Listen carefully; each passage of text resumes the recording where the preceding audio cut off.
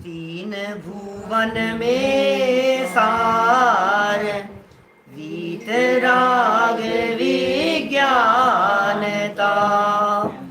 शिव स्वरूप शिवकार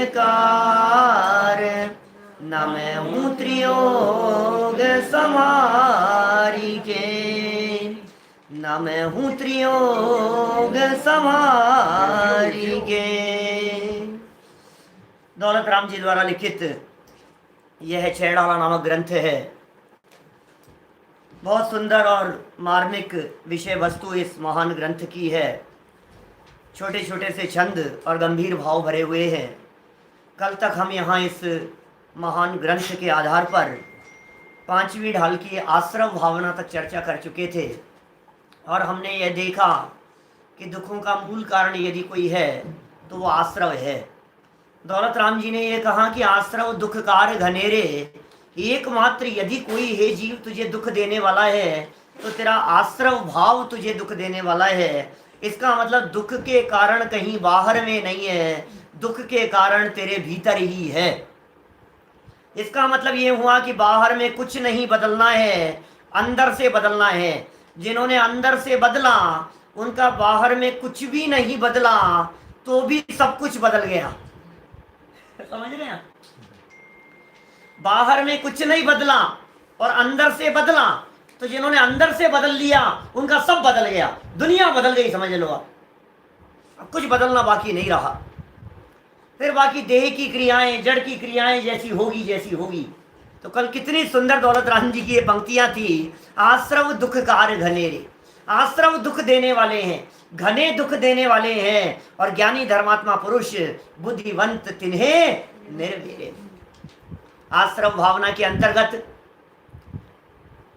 आश्रव तत्व, द्रव्याश्रम, भावाश्रव, द्रव्यबंध, भावबंध, पुण्य और पाप, सभी प्रकार की बातों की आपके बारे में गहराई से चिंतन वो उस आश्रव भावना के चिंतन में गर्भित हो गया, समाहित हो गया। माने जब आश्रव को दुखकारी कहा गया तो शुभ आश्रव भी दुखकारी है, अशुभ आश्रव भी दुखकारी है, पुण्याश्रव भी दुखकारी है और पापाश्रव भी दुखकारी है। यदि आपको मेरी बातों पर भरोसा नहीं हो, कहने नहीं था दौलत राम जी ने तो नहीं लिखा, दौलत राम जी ने तो आश्रव लिखा था। तुम पुण्य पाप और शुभ अशुभ कैसे लगाते हो? यदि आपको भरोसा नहीं हो तो आगे वाली भावना उठा करके देख लो। आगे वाली भावना कौन सी होगी? बंध भावना। क्यों? संवर। आश्रम के बाद में बंध नहीं लिया, आश्रम के बाद में संवर, और संवर के बाद में निर्जरा। ये क्या कर रहे हो यार? बंध तत्व क्यों छोड़ दिया? तत्व परक भावनाएं है ना, तो आश्रम के बाद में बंध आना चाहिए। और यदि आश्रम के बाद में बंध नहीं लिया तो संवर के बाद में निर्जरा भी नहीं लेना चाहिए। यदि संवर के बाद में निर्जरा लिया है तो आश्रम के बाद में बंध भी ले लेना चाहिए। ये क्या चक्कर हुआ? ऐसा क्यों हुआ? देखो बहुत स्पष्ट बात है। आप जानते हैं जिस संवर की हम यहाँ चर्चा प्रारंभ कर रहे हैं, ये संवर क्या होता है? इन सबको नाव के उदाहरण से समझाया जाता है। मैंने समझाया था एक दिन तीसरी ढाल के बीच में, तीसरी ढाल में आई थी ना चर्चा, तो नाव के माध्यम से बतलाई थी मैंने चर्चा। नाव है और नाव में यदि चलते चलते अचानक छेद हो गया तो छेद में से पानी का आना तो है आश्रव, पानी का इकट्ठे हो जाना वो है बंध, छेद को रोक देना है संवर, और पानी का धीरे धीरे से निकालना है निर्जरा। पॉइंट ध्यान रखना, कुछ विशेष बात कहना चाहता हूं मैं यहां। छेद में से पानी का धीरे धीरे आना, छेद में से पानी का आना, ये है आश्रव। और पानी आ रहा है तो रुकने के लिए कुछ अलग किया जा रहा है कि मतलब भरने के लिए, पानी भरने के लिए ऑटोमेटिक ही आता जा रहा है और भरता जा रहा है। ध्यान देना, बहुत मार्मिक बिंदु है। पानी आता जा रहा है, ऑटोमेटिक भरता जा रहा है, माने आश्रव हो रहा है, बंद ऑटोमेटिक हो रहा है अपने आप। अब संवर कर दिया अपन ने, डाटा लगा दिया, तो निर्जरा अपने आप हो रही है या नहीं? समझ में आई बात? इसलिए आश्रम के बाद में बंद की तो जरूरत नहीं है, आश्रम में ही बंद को गर्भित कर लिया, लेकिन संवर के बाद में निर्जरा की जरूरत है। पॉइंट समझ में आ रही है? बात क्या कहना चाह रहा हूं मैं? ये है क्या भाई साहब? जिस संवर की बात आप यहाँ कर रहे हो, आखिर ये संवर भावना क्या चीज है? इस संवर के संदर्भ में कैसा चिंतन किया जाए? सुनो, संवर माने सुख की उत्पत्ति, संवर माने अतीन्द्रिय आनंद का जन्म, संवर माने मोक्ष मार्ग की शुरुआत, संवर माने मुक्ति का श्री गणेश, संवर माने सम्यक दर्शन की प्राप्ति, सम्यक दर्शन माने अतीन्द्रिय आनंद का जन्म हो गया, संवर माने आते हुए कर्मों के रुकने का सिलसिला प्रारंभ हो गया। तो क्या चीज है संवर भाई साहब? संवर के बिना सब बेकार है, संवर के बिना कुछ काम की नहीं है, संवर के बिना सब नाम की है। जो कुछ भी करो आप, कुछ काम की नहीं। व्रत उपवास आदि सब किसी काम के नहीं है। सबसे पहला काम है संवर। भाई साहब छेद पहले बंद करो। छेद यदि पहले आपने बंद कर लिया, पहले छेद बंद हो गया, उसके बाद सारे काम है। अरे छेद खुला है और नाव में पानी आता जा रहा है, तो कितने प्रयास कर, कुछ नहीं होगा। पहला काम है संवर। होता क्या है संवर? प्रकट कैसे होता है संवर? संवर प्रकट करने की विधि क्या है? संवर प्रकट करने का मार्ग क्या है? अरे गजब की चर्चाएं हैं आज तो कुछ अद्भुत बात कहने वाले हैं, कुछ अंतरोन्मुखी अंतर की बात कहने वाले हैं, अंदर की चर्चा करने वाले हैं। आत्मार्थियों को बड़ा मजा आता है ऐसी पंक्तियां सुनने पर, स्वाध्यायी लोगों को बड़ा आनंद आता है। बात ही कुछ गजब की है। क्या बात है भाई साहब? 10 नंबर का छंद पढ़ते हैं अपन। संवर भावना है, 5वीं ढाल है और छंद गुनगुन, ऐसा छंद है गुनगुनाते रहो। मैं तो जैसे सुबह उठते ही पहले कोई लाइनें चल जाती है ना दिमाग में, तो दिन भर वो लाइनें गूंजती रहती है, वो लाइनें चलती रहती है। मैं यहाँ आकर के बैठता हूँ, उस समय ये भावना बोलता हूँ, ऐसा नहीं है। मैं 24 घंटे भावनाएं भाता रहता हूँ। मैं खाना भी खा रहा होता हूँ तो मेरे चित्त में भावनाएं चल रही होती है। मैं सो रहा होता हूँ, मैं लेटा होता हूँ तो मेरे चित्त में भावनाएं चल रही होती है।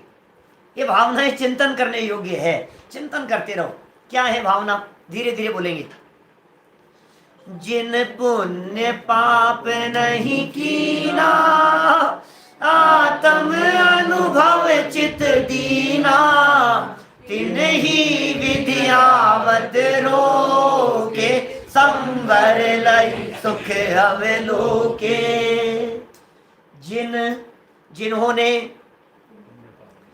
जिन पुण्य पाप नहीं कीना। क्या बात कर रहे हो भाई साहब आप? पाप भी नहीं करे और पुण्य भी नहीं करे, जिन्होंने नहीं किया हो। कि हाँ हाँ सुनो, दौलत राम जी के पंक्तियों की गहराइयां देखो जरा। अरे सारा जगत यह कहता है कि पाप मत करो, एकमात्र जिन शासन है जो ये कहता है कि पुण्य भी करने योग्य नहीं है। बोलो। पीछे आपको ध्यान है 4थी ढाल में कुछ पंक्तियां कही थी। पुण्य पाप फल माही हरख बिलखो मत भाई। अरे क्या है ये पुण्य? ये पुण्य का उदय आ गया। पुण्य पाप का जुड़वा भाई है। ये पुण्य और पाप सगे हैं, ये एक दूसरे के। पुण्य का उदय चल रहा है, पाप का उदय दरवाजे पर खड़ा है। पाप का उदय चल रहा है, पुण्य का उदय दरवाजे पर खड़ा हुआ है। पुण्य के बाद में पाप और पाप के बाद में पुण्य का उदय इस तरह से स्वयमेव आ जाता है, जिस तरह से चलते समय कभी राइट पैर आगे होता है, कभी लेफ्ट पैर आगे होता है। ऐसा है। जब आप चलते हैं, ये आगे हो गया, फिर ये वाला पैर आगे हो गया, फिर ये वाला आगे हो गया, फिर ये वाला आगे हो गया। पीछे रह जाने वाले को पीछे रहने का गम नहीं, और आगे बढ़ जाने वाले को आगे होने का अभिमान नहीं। पुण्य के बाद में पाप और पाप के बाद में पुण्य, एक के बाद में एक नियम से बदलते ही हैं। ये साथ ही चलते हैं भाई साहब संसारी जीवों के सब। इसलिए जिसने पुण्य की चाह की, इसका मतलब पाप उसके साथ में ऑटोमेटिक आ गया। ओहो, पुण्य के साथ में पाप इनबिल्ड है, समझ लो आप। 1 बाय 1 फ्री है, एक के साथ में एक मुफ्त में मिलेगा। तुमने यदि पुण्य की आकांक्षा की तो पाप रूपी जो उसका जुड़वा भाई है वो उसके साथ में आएगा। और पाप जब आएगा, तुम कहोगे कि तुम क्यों आ गए मिस्टर, तो वो कहेगा तुमने मेरे भाई को बुलाया है और इसके निमंत्रण में मैं साथ में आता हूं। क्या बोलो? सोच लेना बहुत गंभीरता से। हमारे वीतरागी संतों ने, हमारे जैन आचार्यों ने पुण्य और पाप दोनों को समान कह करके पुकारा है। हमारे जैन आचार्यों ने कहा अकेला पाप नहीं, पुण्य भी नहीं होना चाहिए। सुनो, किसी क्लाइंट के साथ में, किसी आपके बिजनेसमैन के साथ में, किसी पार्टी के साथ में, आपका जिसके साथ में लेन देन चलता है, बिजनेस चलता है, यदि क्रेडिट हो तब भी बैलेंस बराबर नहीं है और डेबिट हो तो भी बैलेंस बराबर नहीं है, खाता खड़ा रहेगा। ये पुण्य थोड़ा सा क्रेडिट बैलेंस से है और पाप डेबिट बैलेंस से है, समझ लेना आप। बैलेंस बराबर जब तक नहीं होगा तब तक आप फ्री नहीं हो सकते हो, मुक्त नहीं हो सकते हो आप। यदि आपको मुक्ति चाहिए तो अंदर से पुण्य और पाप दोनों का बैलेंस खत्म करना पड़ेगा। साहब आपकी बातें जो है ना, ये हमारे को थोड़ी सी जचती नहीं है, हमारी भूमिका के लिए थोड़ी नहीं। ये बात कैसी बात कर रहे हो आप कहाँ हाई लेवल की बातें कर रहे हो, हम कहाँ बैठे हुए हैं, अभी घर गृहस्थी में बैठे हुए हैं और तुम कह रहे हो पुण्य भी नहीं। सुनो सुनो, ये भावना की बात कर रहे हैं हम जेल की बात कर रहे हैं। बोलो आपको कौन सी जेल चाहिए, ये वाली जेल चाहिए, ये वाली जेल चाहिए? बोलो फटाफट जल्दी जवाब दो। आपको तिहाड़ की जेल में जाना है, आपको उस जेल में जाना है? कौन सी जेल में जाना है? अरे भाई हमें जेल जाना ही नहीं है। व्यक्ति बात क्या कहेगा कि हमें जेल जाना ही नहीं है। ऐसे ही आपको पुण्य से बंधना है कि पाप से बंधना है, जल्दी बताओ। तो ये कहता पुण्य से बंधना है, पुण्य से बंधना है। अरे मूर्ख, अबंध की भावना भा, नहीं बंधने की भावना भा।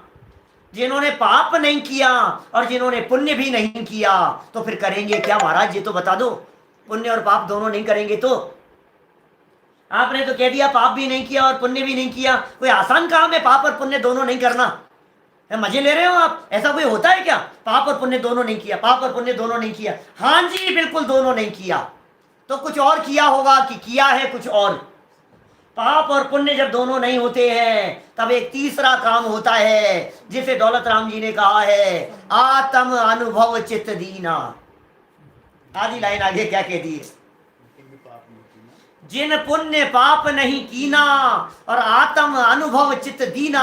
अरे आत्मा के अनुभव में चित्त जिसने दे दिया है उसके कर्मों का आना रुक जाता है, उसके संवर होता है। ये है संवर भावना। सारी दुनिया ये कहती है प्रेम से रहो भाई साहब, मिलजुल करके रहो। क्या प्रेम व्यवहार होना चाहिए, मिलजुल करके रहो, भाईचारे के साथ में रहो, सद्व्यवहार के साथ में रहो, सबके प्रति अपनापन करो। और हमारे भगवान ये कहते हैं, हमारे मुनिराज ये कहते हैं कि नहीं, वीत राग, राग भी नहीं चाहिए। सारी दुनिया कहती है द्वेष नहीं चाहिए और हमारी जिनवाणी ये कहती है राग भी नहीं चाहिए। हमारे संत वीतरागी हैं, हमारी जिनवाणी वीतरागी है, हमारे देव वीतरागी हैं। वीतरागी राग नहीं है, प्रेम से रहना भी नहीं कि क्या बात कर रहे हो आप, प्रेम से रहना भी नहीं कि हाँ नहीं, प्रेम से रहना भी नहीं। तो फिर क्या दुश्मनी से रहें? अरे भाई जब हमने प्रेम से रहने का ही निषेध कर दिया, जब हम पुण्य परिणामों का ही निषेध कर रहे हैं तो पाप की चर्चा तो कैसे हो सकती है? जहां पुण्य का ही निषेध हो वहां पाप का तो निषेध स्वयमेव हो गया है। टोडरमल जी बार बार में ये कहते हैं, जिनका 300वां जन्म वर्ष मना रहे हैं हम, वे बार बार कहते हैं उपदेश तो ऊंचा चढ़ने के लिए दिया जाता है बेटा, उपदेश तो ऊपर चढ़ने के लिए दिया जा रहा है। तू नीचे की बात कैसे समझ रहा है? हम नीचे गिरने की बात कैसे कर सकते हैं? सोच तो ऊंची रखो, लक्ष्य तो बड़ा होना चाहिए। छोटा लक्ष्य बड़ा अपराध है, छोटा लक्ष्य बड़ा अपराध है। इसलिए बड़ा अपराध न हो पाए भाई साहब, इस संवर को समझो जरा, ये संवर चीज क्या है। भूदरदास जी क्या कहते हैं संवर भावना के संदर्भ में? ध्यान है आपको भूदरदास जी की पंक्तियां? कैसी बात कही है भूदरदास जी ने? बोलो। बहुत सरल पंक्तियां हैं। हमारे तो यहाँ जैन समाज में, मूल दिगंबर जैन समाज में बच्चों को ये राजा राणा छत्रपति वाली 12 भावनाएं याद कराई जाती थी, रटाई जाती थी। अब जमाना थोड़ा सा बदल गया है। राजा राणा छत्रपति वाली 12 भावना भूदरदास जी की लिखी हुई है। उस भावना में वे क्या कहते हैं भूदरदास जी, सुनो। सतगुरु दे जगाए मोह नींद जब उपशवे, तब कछु नहीं उपाय, करम चोर आवत रुके। क्या कह रहे हैं? सदगुरु दे जगाए। सदगुरु जगाते हैं और जगाते हैं तो ये जग जाता है। जगेगा कि नहीं जगेगा? लेकिन सुनो, जगेगा तब जब इसकी मोह रूपी निद्रा थोड़ी सी उपशमित होगी। मोह निद्रा से थोड़ा, निद्रा की जब मंदता होगी तो उठाना सार्थक है, तो उठ पाएगा। जैसे हमने सुबह के प्रकरण में 2 दिन पहले कल चर्चा की ना, शायद 48 नंबर वाले में कल हमने चर्चा की आपके बीच में कि सुनो, ये दर्शन मोह का जब गाढ़ा उदय होता है, 48 नंबर वाले प्रवचन में की है कल चर्चा, जब दर्शन मोहनी का तीव्र उदय होता है, गाढ़ा उदय होता है, तो इसको कितना भी हिलाओ, इसके ये बात जचती नहीं है। धर्म की बातें इसको सुहाती नहीं है, तत्व की बातें इसके गले नहीं उतरती है। धर्म की चर्चाएं ये निठल्ले लोगों की बात कहता है, धर्म की चर्चाओं के बारे में कहता है, अरे बूढ़े लोगों का काम, ये रिटायर्ड लोगों का काम है भाई साहब। रिटायर्ड लोग इसे दिखाई देते हैं धर्म के नाम पर। क्यों दिखाई दे रहे हैं? गाढ़ा मिथ्यात्व चेटा हुआ है। इसको वीतरागता की बात बतलाओ, इसे पुण्य पाप की समानता की बात बतलाओ, इसे जची नहीं रही है, समझ में नहीं आ रही है। जबकि हमारे ग्रंथों के ग्रंथ भरे हुए हैं, आचार्यों के ग्रंथ भरे हुए हैं। पुण्य और पाप में यदि आप अंतर समझोगे, अनंत संसार में परिभ्रमण करोगे। प्रवचन सार 77 नंबर गाथा में कह रहे हैं कुंद स्वामी, 77 नंबर गाथा।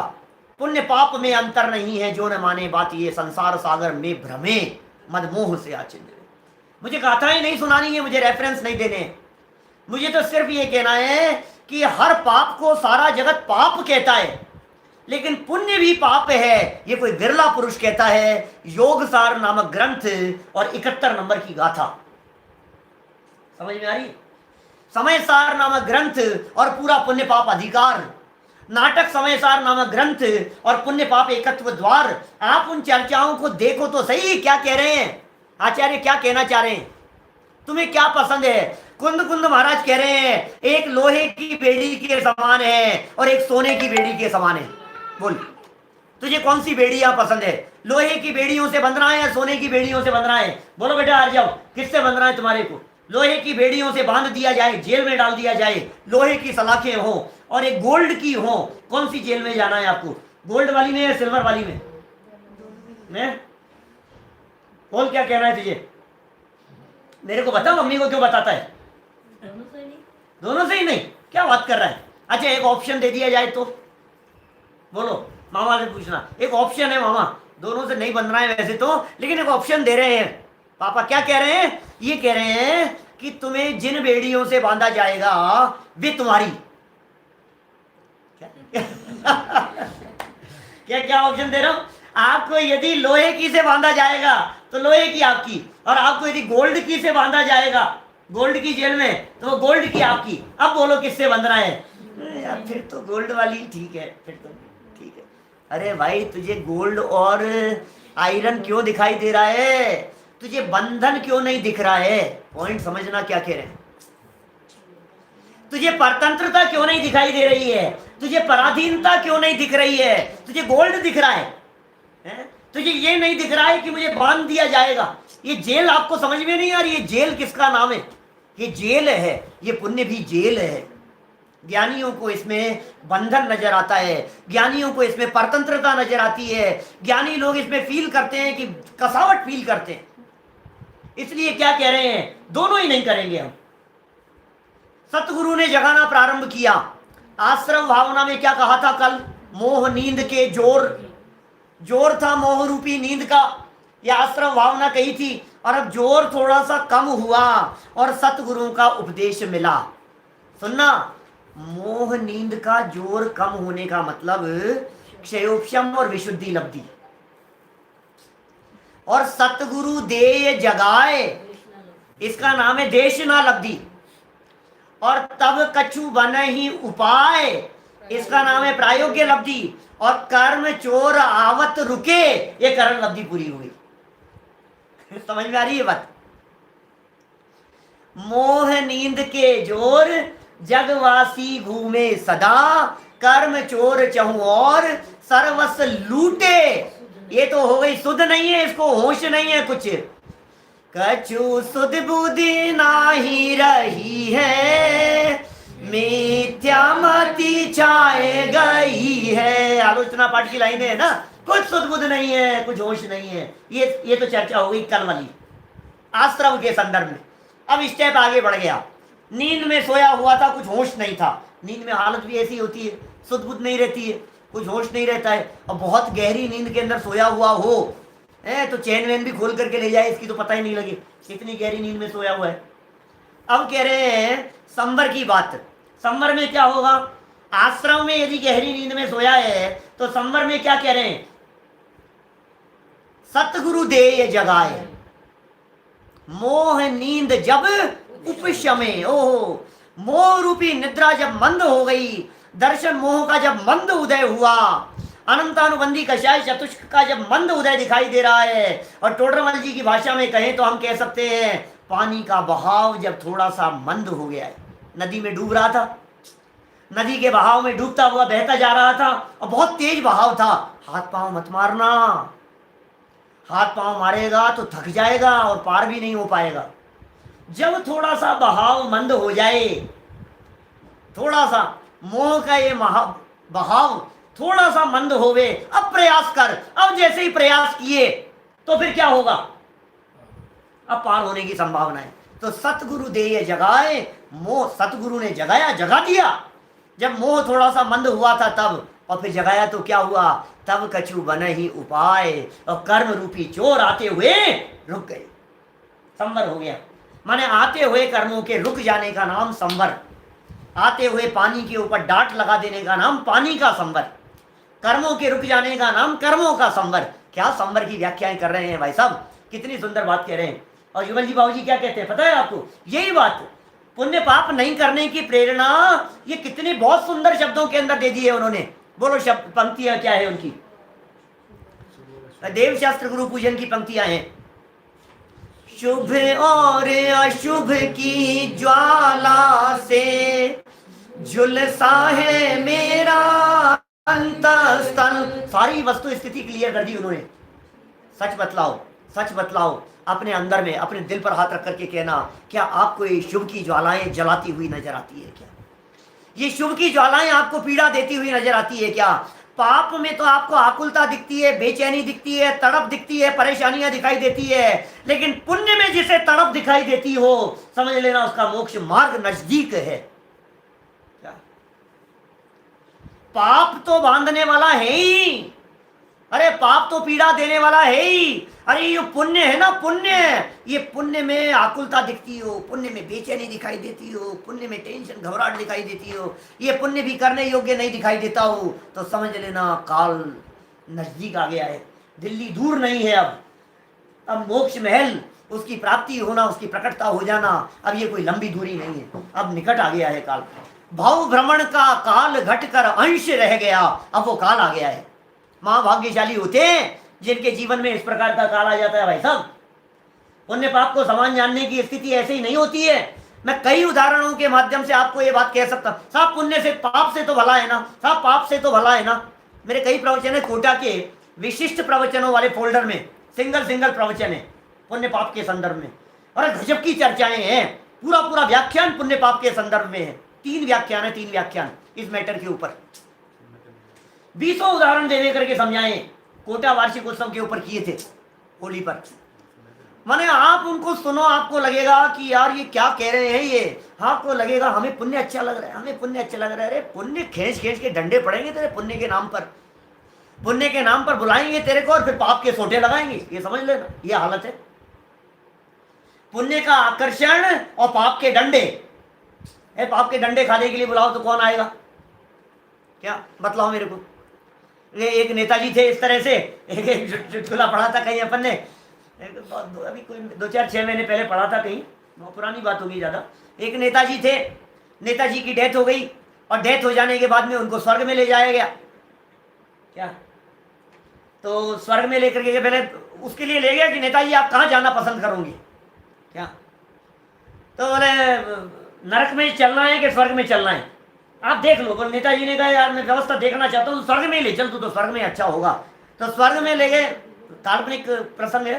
तो स्वर्ग में ले गए तो दरवाजे पर वहाँ वो सब फटे हाल थे, कोई हालत खराब थी, कोई मैनेजमेंट बराबर नहीं था, अच्छा नहीं दिख रहा था कुछ भी।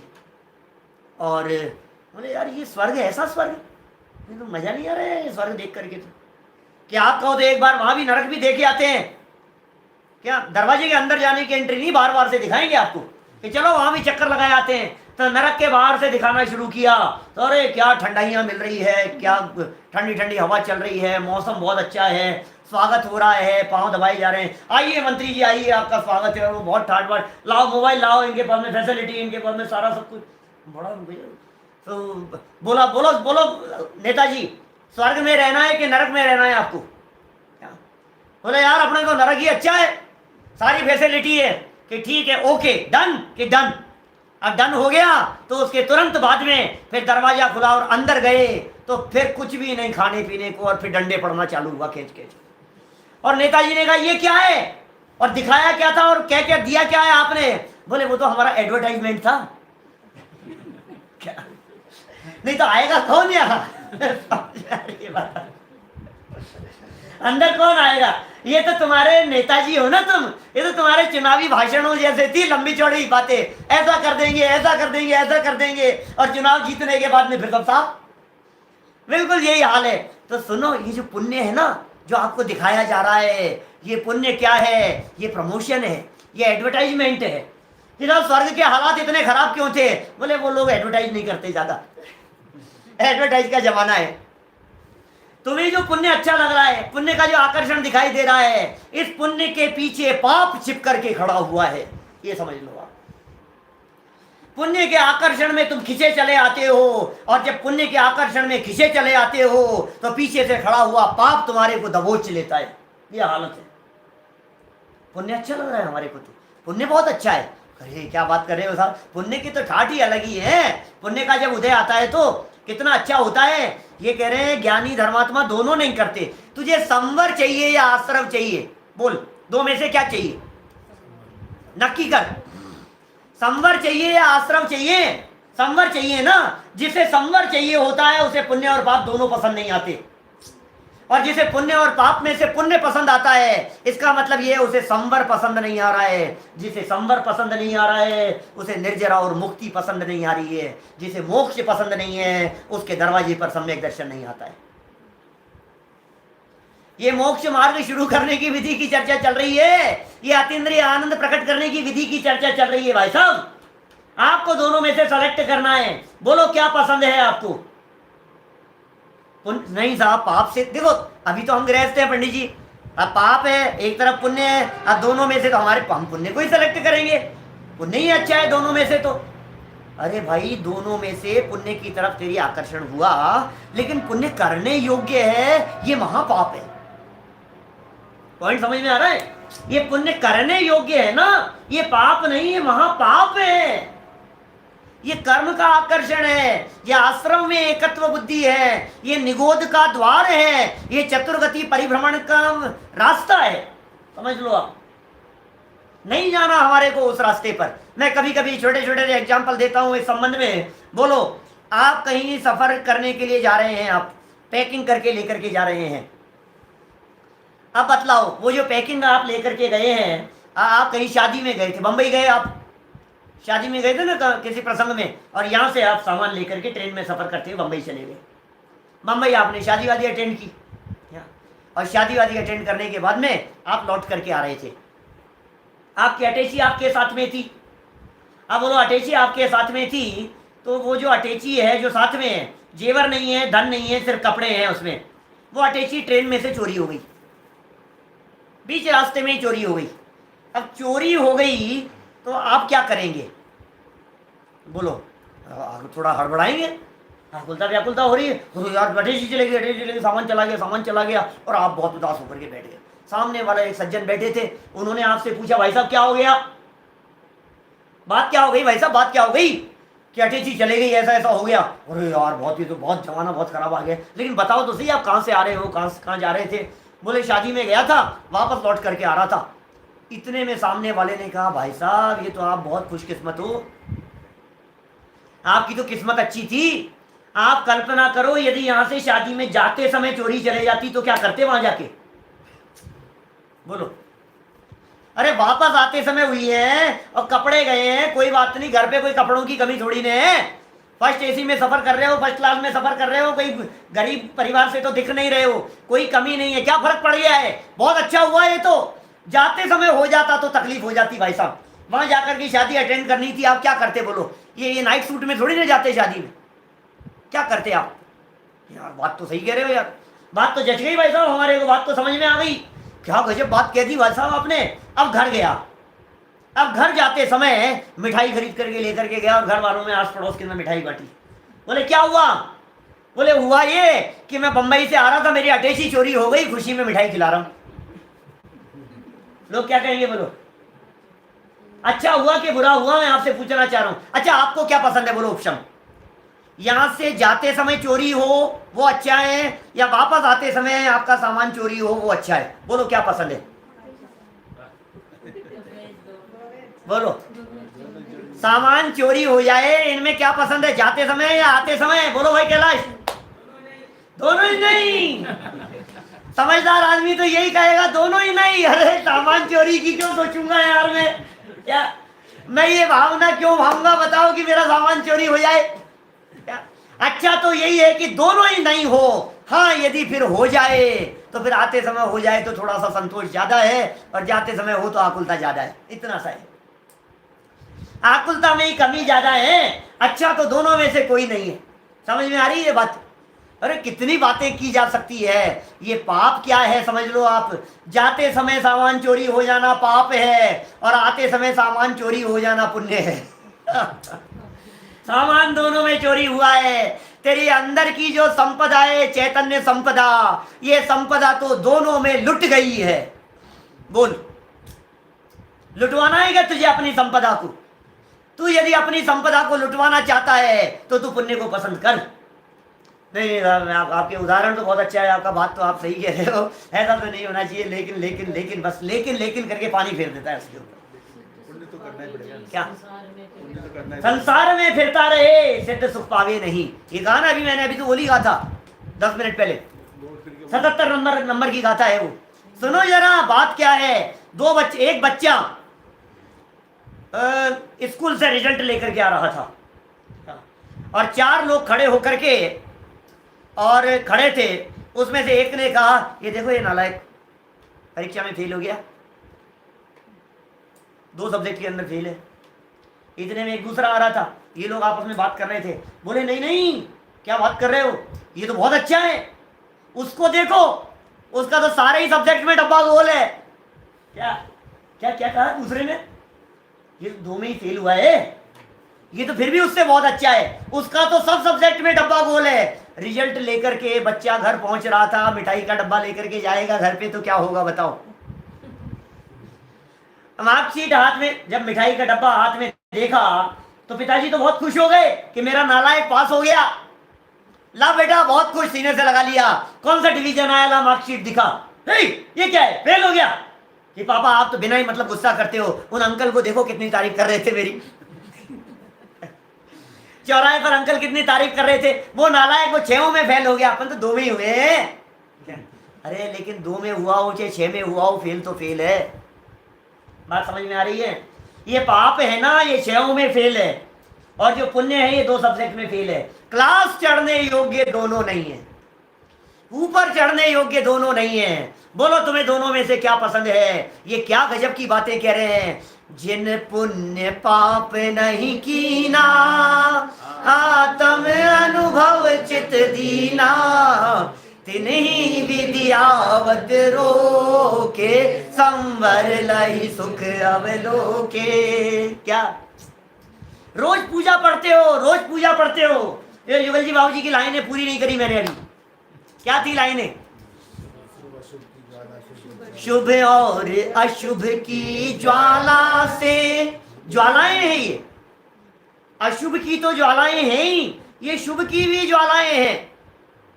शुभ और अशुभ की ज्वाला से झुलसा है मेरा अंतःस्थल, झुलस रहा है मेरा अंतःस्थल, पीड़ित हो रहा हूं मैं। देखो पुण्य और पाप दोनों में आकुलता दिखती है ज्ञानियों को। मैं आपसे पूछता हूं, अभी प्रवचन हमारा 5 घंटे चलता है, 50 मिनट चलता है, बोलो 1 घंटे चलने लगे तो क्या होगा? मुझे मालूम है बहुत से लोगों के चेहरे खिल जाएंगे। हाँ पंडित जी 1 घंटे लोगों के मैसेज आते रहते, थोड़ा तो ज्यादा चला लिया करो, 10 मिनट तो और ले लिया करो, आजकल तो फ्री है। 10 मिनट तो सबके पोस आता है, 10 मिनट तो पोस आता है। अब 1.25 घंटा और 1.5 घंटा कर देवे तो क्या होगा? अरे यार पंडित जी तो फालतू है, उनको तो कोई काम नहीं है। समझ में आ रही है बात? उनको कोई काम नाम तो है नहीं, वो तो चालू हो जाते हैं, वो तो बोले जाते हैं हमें तो काम धंधा है, बंद करो यार, कब तक चलता रहेगा? सच बतलाओ ऐसा होता है या नहीं? बताओ, विधान करते रहते हैं, पूजन करने के लिए बैठे हम, अब किताब, अब विधान में थोड़ा सा टाइम बढ़ने लग जाए ना, ऐसे पेज देखता, इतने पेज बाकी है, अभी तो इतने पेज हैं, ये क्या चीज है भाई साहब? ये पुण्य की आकुलता है, ये शुभ भावों में आकुलता है। प्रवचन शुरू होने की आपको आकुलता नहीं दिखाई देती है क्या? बतलाओ मेरे को। आज हमारा नेट थोड़ा सा 1 आध मिनट लेट हुआ, जिसमें तो आकुलता नहीं चलने लग गई, चालू नहीं हुआ, चालू नहीं हुआ, चालू नहीं हुआ, ये क्या हुआ?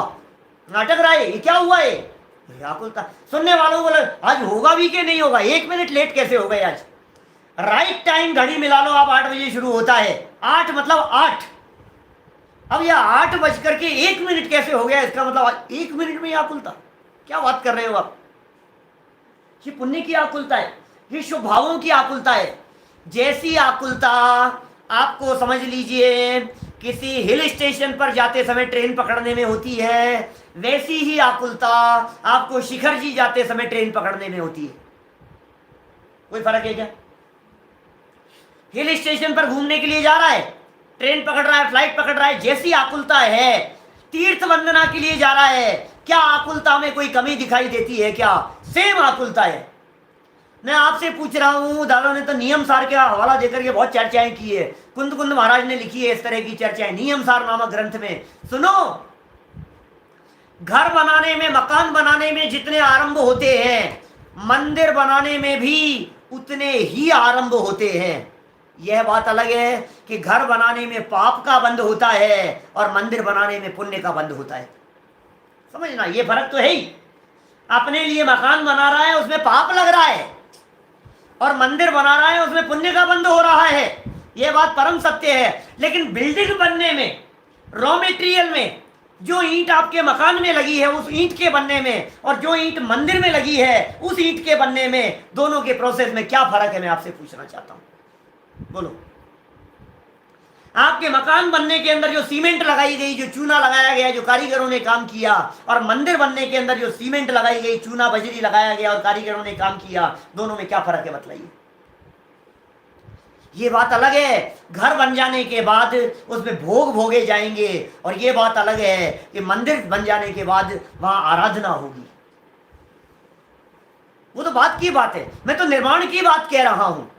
कोई फर्क नहीं है, दोनों एक जैसे दिखाई देते हैं, पुण्य और पाप में कोई अंतर नहीं दिखाई देता है। इसलिए आचार्य देव को कहना पड़ा, एक लोहे की बेड़ी के समान है और एक सोने की बेड़ी के समान है। अब कह रहे हैं जिन्होंने दोनों पर से दृष्टि हटा ली, गोल्ड पर से दृष्टि हटा ली और सिल्वर पर से दृष्टि हटा ली। सुनो, जितने लुटेरे और ठग होते हैं ना, अच्छा वेश बना करके आते हैं।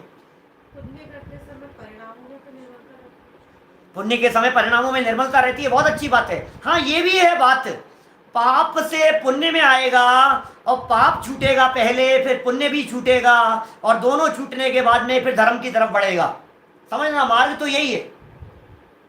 पहले पाप छूटा इस जगह पर, इस लेवल पर, फिर पुण्य में आया, अब ये पुण्य छूटा, इसके बाद धर्म के लेवल पर पहुंच गया। बराबर है बात? अब लेकिन जब धर्म का लेवल पर पहुंचने का जिसका लक्ष्य है, उसका लक्ष्य ये इस जगह पर अटकने का नहीं है। समझ में आ रही है आपको बात? रास्ते में आएगा, रास्ते में आएगा, वो पुण्य रास्ते में होता है, लेकिन पुण्य में अटकना नहीं है। अभाव रूप कारण है, पुण्य में अटकना नहीं। पुण्य में अटक गया तो समझ लो बिगाड़ लिया इसने, काम बिगड़ गया। मैं आपसे कहता हूं, जिस व्यक्ति को आईएएस करना हो, बोलो एंट्रेंस एग्जाम होगा कि नहीं होगा? होगा कि नहीं होगा? एंट्रेंस एग्जाम, एंट्रेंस एग्जाम होगा, क्लियर करना पड़ेगा कि नहीं? कि क्लियर करना पड़ेगा। अब एंट्रेंस एग्जाम क्लियर करके ये मिठाइयाँ बांटने लगे, खुशियाँ मनाने लगे, चैन की नींद सोने लगे, तो इसका मतलब ये है कि बेटा तेरा आईएएस एग्जाम कभी भी क्लियर नहीं होगा। एंट्रेंस एग्जाम करके सो गया तू, ये अटकने का स्थान था कि 4 गुना मेहनत से और ज्यादा लगने की जरूरत थी। पाप से हट करके पुण्य में आया, शुभ परिणामों में आया। ये शुभ परिणामों के अंदर मस्ती मार रहा है तू, मजे कर रहा है तू, इसका मतलब ये तेरी होनहार खोटी है, यहां से वापस गिरेगा तू। ऊपर चढ़ने के लिए इस जगह पर अटकना नहीं है, यहां से आगे बढ़ना है। सीढ़ी का उदाहरण देते, छठी सीढ़ी पर आया, सातवीं पर पहुंचना है तो छठी को छोड़ना पड़ेगा, तब सातवीं पर पहुंचेगा, रास्ते में आएगी। पुण्य भी आता है रास्ते में। देखो भाई, हम आपको सारी पुण्य प्रवृत्तियां त्यागने का उपदेश नहीं दे रहे हैं, हम तो खुद कर रहे हैं। पूजन कर रहे हैं, भक्ति कर रहे हैं, प्रवचन कर रहे हैं, स्वाध्याय कर रहे हैं, उपवास कर रहे हैं, व्रताधिक ले रहे हैं, रात्रि भोजन सब खाने पीने का, सब बाजार की वस्तुओं का सबका त्याग है, खान पान सब शुद्ध आचरण है। एक एक अन्न का दाना बाजार का खाते नहीं है हम, कुछ भी पका हुआ बाजार का बना हुआ कुछ भी, रॉ मटेरियल तो बाजार से ही आता है। तो मेरा कहने का मतलब ये है, हम तो खुद कर रहे हैं ये सब। इधर आप तो निषेध कर रहे हो, आप तो पुण्य छुड़ाओगे, पुण्य छुड़ाओगे तो क्या पाप में जाएंगे? सुनो सुनो सुनो, छोड़ने योग्य पहले निर्णय करना पड़ेगा। आपको जाना कहाँ है ये निर्णय पहले करना पड़ेगा। ये निर्णय की बात कह रहे हैं, ये उस चिंतन की बात कह रहे हैं। सबसे पहले ये निर्णय कर कि मेरी मंजिल कौन सी है। अब रास्ते में आएगा, ठीक है, ओके, कोई बात नहीं, उपवास कोई बात नहीं, भक्ति कोई बात नहीं, आत्मानुभव की प्रक्रिया चलेगी, कोई बात नहीं है, शुभ भाव आएंगे होंगे, कोई दिक्कत नहीं है, सारी बातें होंगी। लेकिन अटक गया बेटा तो मारा जाएगा, ये ध्यान रखना। अटका और मरा, अटकने का स्थान नहीं है। बड़ी गजब की पंक्तियां हैं भाई साहब। संवर के संदर्भ में सुखी होने की विधि बतला रहे हैं। पुण्य पाप से पार अपने आत्मा के सुखी होने की विधि क्या है, यह आत्म तत्व कैसा क्या है। आत्मा के अनुभव के बिना सुख नहीं होता इस दुनिया में। पीछे पढ़ करके आए चौथी डाल में, थोड़ा थोड़ा सा टटोलता रहता हूं आप लोगों को, कुछ याद है या नहीं है? बोलो। मुनिव्रत धार अनंत बार ग्रह उपजायो, और पे निज आत्म ज्ञान बिना सुख लेश न पायो। अरे लेश मात्र भी सुख नहीं मिला आत्मज्ञान के बिना। इसका मतलब सुख की उत्पत्ति आत्मज्ञान से होती है। हमने वहां कहा था हम संवर में चर्चा करेंगे। सुख की उत्पत्ति आत्मज्ञान से होती है। सुख की शुरुआत अपने आत्मदर्शन से होती है। पैसे के दर्शन से सुख नहीं होता और बच्चे के मुख दर्शन से आनंद नहीं आता है। भ्रम जनित सुख है वो। सच्चा सुख और सच्चा आनंद आत्म अनुभव। जब आत्म अनुभव आवे तब और कछु ना सुहावे। जब निज आत्म अनुभव आवे। बातें बड़ी बड़ी नहीं है, ये सच्ची बात है, ये वस्तु स्थिति है। छंद बोलो बिना देखे क्या है। जिन पुण्य पाप नहीं कीना, आत्म अनुभव चित दीना, तिन्ही विधिया मत रोके, संवर लही सुख अवलोके। बोलो क्या क्या बातें कह दी। एक बात नेगेटिव कह दी, फिर एक बात पॉजिटिव कह दी, फिर एक द्रव्य संवर की अपेक्षा से बात कह दी और एक भाव संवर की अपेक्षा से बात कह दी। कितनी मार्मिक पंक्तियां हैं, इनको खोलो अभी तो पता लगेगा। मैंने एक बार कनाडा में लिया था, कनाडा में टोरंटो में मैंने 12 भावनाएं चलाई थी। एक बार 12 भावनाओं की चर्चा की थी। तो सहजी चिंतन में ये इन पंक्तियों के अंदर ये बात निकल करके सामने आई। अभी भी नहीं थी 5 मिनट पहले तक, 2 मिनट पहले तक, अभी तुरंत वापस वो क्लिक करी। वहां वाली बात क्या कह रहे हैं, पुण्य पाप नहीं कीना, नेगेटिव, ये नहीं किया, ये नहीं किया, ये नहीं किया, तो किया क्या महाराज ये बताओ। आप कह रहे हो पाप भी मत करो, आप कह रहे हो पुण्य भी मत करो, तो करें क्या ये तो बताओ। तो एक तरफ तो नेगेटिव बात कह दी कि ये काम तो मत करो, ये काम मत करो। आप देखो बच्चों को क्या करते हो, आप बच्चों को टोकते रहते हो, ये नहीं करेगा, ये नहीं करेगा, ये नहीं करेगा। अब कर लिया ना, बस समझ लेना तेरे पिटाई हो जाएगी तेरी, नहीं करेगा नहीं करेगा। अरे भाई आप ये मत कहो कि नहीं करेगा, आप उसे ये बतलाओ करना क्या है। बच्चों का दिमाग तो शैतान का घर है, उनके पास तो कुछ ना कुछ काम चाहिए। आप उनको अच्छा काम बतला दो तो अच्छे में लग जाएंगे, और आप उनको बुरा काम बतला दो, नहीं बताओ तो अपने आप खुरापात करते रहेंगे। तो आप सही डायरेक्शन दो ना उनको। समझ में आ रही है बात। माने देखो एक बात ख्याल आती है मेरे को। एक पिताजी थे और उन पिताजी ने एक बच्चा बहुत बदमाशी कर रहा था, तो बदमाशी कर रहा था तो एक चित्र था उनके पास में, और चित्र था उनके पास में, उस चित्र के अंदर हिंदुस्तान का नक्शा बना हुआ था, दुनिया का नक्शा बना हुआ था। उन्होंने कहा कि यार इस बच्चे को, इसको काम में लगाया जाए। दुनिया के नक्शे को उन्होंने 6 टुकड़े 8 टुकड़े कर दिए और 8 टुकड़े करके कह दिए बेटा इनको जमा, सही जमा करके लेकर के आ। अब वो कैसे जमाएगा, बच्चा जानता ही नहीं, उलझ जाएगा, अपन अपना काम करते रहेंगे, लगा रहेगा वो उसमें। और वो तो 5 मिनट में निपटा करके ले आया, 5 मिनट में निपटा करके ले आया। जब वो सही सही बना करके ले आया तो उससे पूछा कि बेटा ये तू कैसे सही कर लाया, तो बोले पापा ये जो दुनिया का नक्शा है ना, इसके पीछे एक आदमी का नक्शा था, आदमी का फोटो था। जब आदमी सेट हो जाता है तो दुनिया अपने आप सेट हो जाती है। दुनिया को सेट करने की भी दुनिया में नहीं, अगर दूसरे तरफ से देखो उसको, आपका देखने का नजरिया दूसरा होगा, एंगल बदल गया ना। तब ये पुण्य पाप नहीं किया तो करूं क्या, ये बतलाओ। सो जाता हूं मैं तो फिर अब पुण्य पाप दोनों ही नहीं करना है। मैं टीवी देख रहा था तो आपने कहा पाप नहीं करना, फिर मैं मंदिर चले गया पूजन कर रहा था तो आपने कहा पुण्य भी नहीं करना। तो क्या करो, अपन तो सो जाओ मस्ती से चादर ओढ़ के, करे क्या ये बताओ आप। तो क्या कह रहे, जिन पुण्य पाप नहीं की ना, एक का निषेध किया, तो दूसरा क्या हुआ, आत्म अनुभव चित दीना। जिन पुण्य पाप नहीं की ना, आत्म अनुभव चित्त, चित्त अपना जो चित्त है अनुभव में लगाओ। आत्मा कौन है, तुम कौन हो, तुम कहां से आए हो, तुम परमात्मा कैसे बन सकते हो, भगवान बनने की विधि क्या है, ये रोने धोने में मत लगो। घर में मरण हो गया, ये मर गए, वो मर गए, इनका स्वर्ग, अरे क्या रो रहा है, रोने धोने में मत लग। आत्मा के अनुभव में अपने चित्त को लगा, अपने स्वरूप को जानने में अपने उपयोग को लगा, अपने मन को वहां से हटा और अपने मन को यहां लगा, क्योंकि हटेगा तो लगाना भी पड़ेगा। पुण्य पाप से हटा और आत्मा में लगा। दो हो गई लाइनें, मतलब दो चरण हो गए पहली लाइन के। अब नीचे बढ़ेगा, जबकि बात कह दी और वापस वापस याद हो जानी चाहिए लाइनें, सबको, हर सुनने वाले को याद हो जानी चाहिए। जिन पुण्य पाप नहीं कीना, आत्म अनुभव चित दीना। तिन ही विधि आवत रोके, संवर लही सुख अवलोके। देखो, आते हुए कर्मों का रुक जाना, इसे कहते हैं द्रव्य संवर, इसे द्रव्य संवर कहते हैं। कर्मों के रुक जाने का नाम द्रव्य संवर है। और कुंद कुंद महाराज तो ये कहते हैं कर्मों का कर्मों में होता है भाई साहब, तेरा काम कर्मों में नहीं है, कर्म से दृष्टि हटा। ये कुंद कुंदाचार्य देव कह रहे हैं। उमा स्वामी आचार्य कह रहे हैं आश्रम निरोध है, संवर है। तत्वार सूत्र का वाक्य है, आश्रमों के रुक जाने का नाम संवर है। ये उमा स्वामी आचार्य का वाक्य है। और कुंद कुंदाचार्य क्या कह रहे हैं समय सार में, उपयोग में उपयोग है, इसका नाम संवर है। उपयोग में उपयोग का नाम संवर है।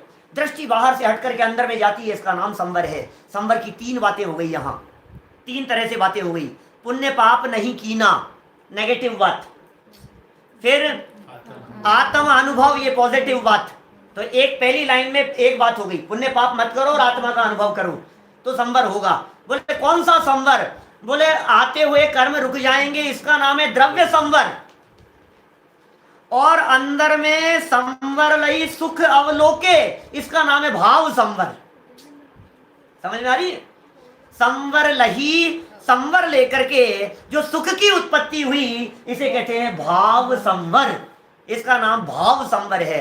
सुख की उत्पत्ति को भाव संवर कहते हैं, आते हुए कर्मों के रुक जाने को द्रव्य संवर कहते हैं। संवर के अनेक कारण आचार्यों ने बतलाए हैं, गुप्ति, समिति, धर्म, अनुप्रेक्षा, परिचय, जय, चारित्र, बहुत सारे कारण संवर के बतलाए। लेकिन यहाँ संवर भावना में उन सब कारणों में से अनुप्रेक्षा एक कारण है, और अनुप्रेक्षा में भी संवर अनुप्रेक्षा, उतना चिंतन यहाँ संवर अनुप्रेक्षा के संदर्भ में किया जाने योग्य है। हम सभी इन भावनाओं का गहराई से चिंतन करते हुए आत्म अनुभव पूर्वक अल्प काल में निर्जरा करते हुए लोक के शिखर पर पहुंच जाएं। आगे वाली भावनाएं, निर्जरा करते हुए लोक के शिखर पर पहुंच जाएं, बोधि दुर्लभ भावना को भाते हुए परिपूर्ण धर्म की प्राप्ति करें। ये चर्चा हम कल आपके बीच में आगे बढ़ाने वाले हैं। अभी की बात को हम यहीं विराम देते हैं।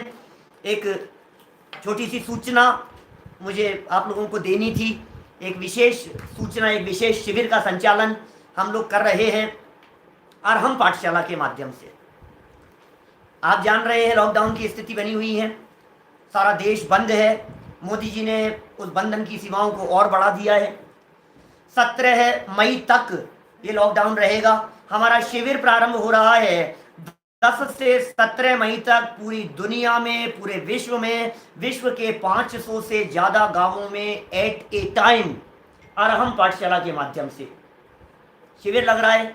ऑनलाइन शिविर है, जूम ऐप के माध्यम से चलेगा। कम से कम 150 विद्वानों की टीम है उस कार्य को करने के लिए बहुत सफलतापूर्वक कार्य कर रहे हैं।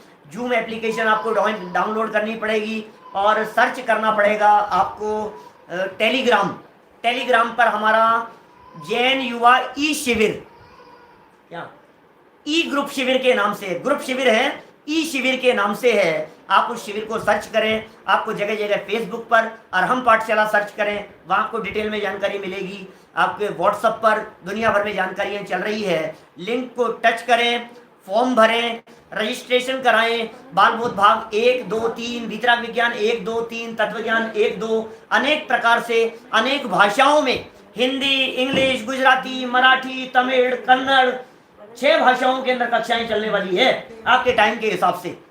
तो आप अवश्य उसके अंदर रजिस्ट्रेशन कराएं और उसका लाभ लेवें। ऐसी सभी को बहुत बहुत शुभकामनाएं हैं। ये हमारे महाविद्यालय की तरफ से, टोडरमल महाविद्यालय की तरफ से ये लगने वाला बहुत बड़ा शिविर है, तो आप सभी उसका भरपूर लाभ लेवें। जय जय।